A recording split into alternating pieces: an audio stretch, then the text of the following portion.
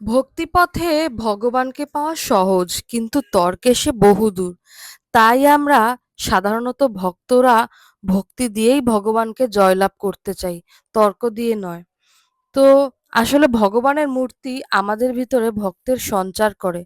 আমাদের মনে ভগবানের জন্য যে শ্রদ্ধা, ভক্তি, যে মোহ, যে আকাঙ্ক্ষা থাকে, আমরা সেগুলো প্রকাশ করার জন্য একটি অবয়ব খুঁজি। সেজন্যই কিন্তু মূর্তি পূজা আমরা করি। আমরা কিন্তু নিরাকার ঈশ্বরেরই পূজা করি, তার সাকার রূপের মধ্য দিয়ে। অনেকে হয়তো ভাবতে পারেন, এত যে দেবদেবী, তাহলে কি হিন্দুরা অনেকগুলো দেবদেবীর পূজা করে? কিন্তু তা মোটেই না। ঈশ্বর এক এবং অদ্বিতীয়। ঈশ্বরের কোনো আকার বা আকৃতি নেই, তবে তিনি তার প্রকাশ বিভিন্ন রূপের মাধ্যমে করে থাকেন। ঈশ্বর বিভিন্ন রূপে নিজেকে প্রকাশ করেন ভক্তের মাঝে। তিনি ভক্ত বাঞ্ছা কল্পতরু। ভক্তের মনোবাঞ্ছা পূরণের জন্য তিনি নিজ নিজ বিভিন্ন রূপও সৃষ্টি করেন। আমরা সেই রূপকেই পূজা করি। এই পূজা ঈশ্বর গ্রহণ করেন। আমরা এখন আছি সীতাকুণ্ডর রোডে। সীতাকুণ্ডুর শ্রী শ্রী লোকনাথ বাবা ব্রহ্মচারীর আশ্রমে।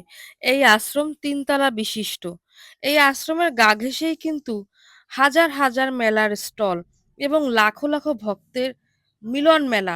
আর এই যে দেখতে পেলাম শিবের নৌকা, আজকাল তো শহর অঞ্চলে এই শিবের নৌকা দেখাই যায় না। খুব ছোটবেলায় আমরা দেখতাম শিব শাস্ত্র, পার্বতী শাস্ত্র, তারপর বিভিন্ন নৃত্য কলা প্রদর্শনের মাধ্যমে আহ চলতো এই শিবের নৌকার। তারপরে এই শিবের নৌকা পূজা দেয়া হতো, সেখানেও অনেক নৃত্য হতো। আসলে শিবকে বলা হয় নটরাজ, তিনি নৃত্যে পারদর্শী।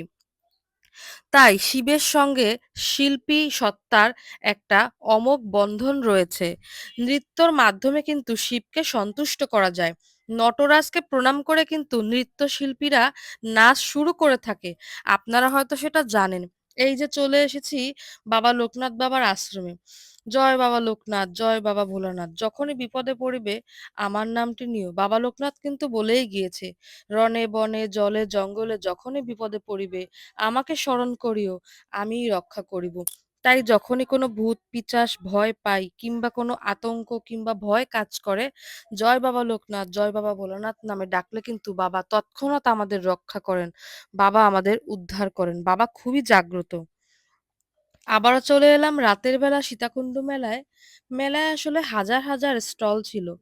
এত এত স্টল রাতের বেলা ঘুরে দেখছিলাম। রাত তখন প্রায় ১টা।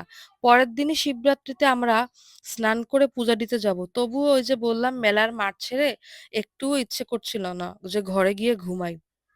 তো এখানে মেলায় আমার মামাতো বোনকে নিয়ে এসেছিলাম একটা রাইডে চড়ানোর জন্য। বাচ্চারা এখানে খুব মজা করছিল। অনেক অনেক রাইডে বাচ্চারা চড়ছিল। এখানে শিশু পার্ক, মেলা সবই যেন আছে। আসলে ছেলে থেকে সবাই এই মেলায় এসে আনন্দ পাবে। আসলে ভক্তি নিয়ে আসলে সবকিছুতেই আনন্দ লাগে। আর যেহেতু এটা তীর্থধাম, এই তীর্থধামের একটা বালিও অনেক পবিত্র। এই বালিতেই মিশে আছে অনেক ভক্তি।